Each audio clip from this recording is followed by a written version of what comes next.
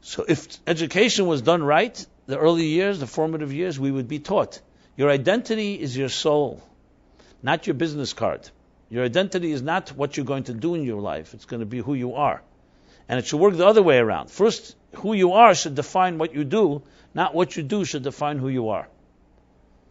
But, as I said, in most cases, and we see it all the time, when you ask most people what is their identity is usually a sum total of the parts of their life activities. Their job, maybe their family, their achievements, their outside, external accomplishments. Where in truth, if you just think logically, what should identify a person? Should it be the circumstances around you that identify who you are, or who you are should define your circumstances? But we are victims of circumstances, a product of circumstances. Because no one taught us, at least most of us, that it begins from within. Now, when I say it, it seems so obvious. Everyone knows that if you want to get to the bottom of anything, you have to begin with the personality of that entity, and then you figure out how. Like they say in design or marketing, form follows function.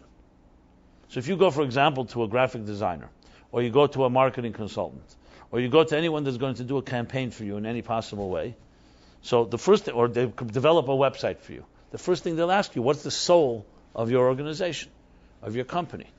They're not going to start coming with designs, they'll say, based on their impression. They want to know from the guts, from the inside, what do you represent? What is your function? Tell me your function, then I'll create a form around it. Imagine it'd be the opposite. You go to a great artist and they come back and say, here's a great logo. You say, one second, but that logo doesn't fit my mission. So change your mission.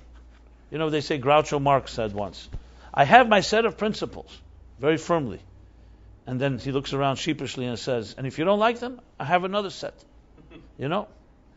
That often is what happens. We become very mercurial, and our values become very arbitrary and changing based on what people expect.